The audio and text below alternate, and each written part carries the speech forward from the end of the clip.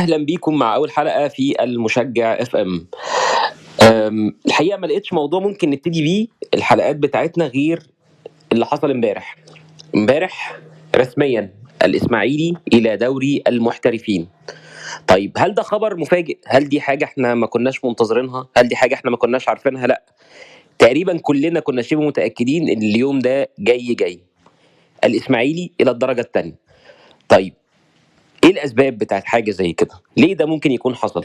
الحقيقه انه الاسماعيلي بقاله 4 5 سنين انت قاعد مستني اليوم ده، قاعد مستني اللحظه اللي هينزل فيها للدرجه الثانيه. ما هو طبيعي يا جماعه، انت النهارده عمال تشتري لعيبه مقلب، وعمال تجيب مدربين وتمشيهم بشكل عشوائي، سبت نجوم الفريق بتاعك، ما استغلتش انك من 10 سنين بس كنت في المركز الثاني وبتلعب دوري ابطال. كل اسبوعين في مجلس اداره جديد، في اداره رياضيه جديده. ده امر طبيعي جدا ان انت تنزل للدرجه الثانيه. وبالمناسبه الاسماعيلي لو كمل على كده وكمل بنفس الطريقه وبنفس الاسلوب، السنه اللي بعدها هنلاقي الاسماعيلي نزل للدرجه الثالثه. طيب ايه الحل عشان خاطر الاسماعيلي يقدر ان هو يطلع من الازمه دي؟ الحقيقه انه فكره الدمج اللي ممكن تكون الناس بتتكلم فيها الفتره دي هي فكره لا تليق بالنادي الاسماعيلي وغير مقبوله جماهيريا. طب هي ليه لا تليق بالنادي الاسماعيلي؟ لان انا النهارده لو اندمجت مثلا كنادي اسماعيلي مع مودرن او مع زد او مع اي نادي من انديه الشركات، بكل بساطه الجمهور لن يتقبل ده. البراند نيم النهارده انك تربط يبقى الاسماعيلي زد او الاسماعيلي البنك الاهلي، هي حاجه غير مقبوله وحاجه غير جماهيريه ومش هتحقق الصدى، مش هتحقق النجاح.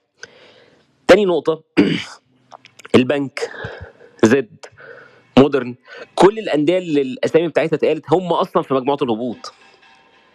بالاضافه لكده انه دمج الادارتين ودمج الفرقتين، الاسماعيلي كنادي لا يملك ما يقدمه للشراكه دي غير الاسم بتاعه.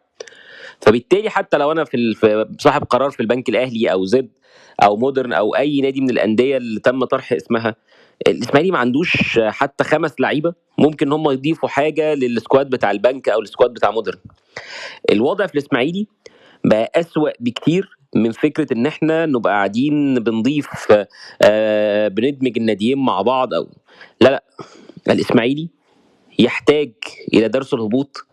الإسماعيلي في أسرع وقت يحتاج إلى مستثمر عربي يضخ استثمارات في النادي، اولا طبعا عشان الديون والغاء وقف القيد وكل المسائل القانونيه اللي الاسماعيلي متعثر فيها الفتره الاخيره.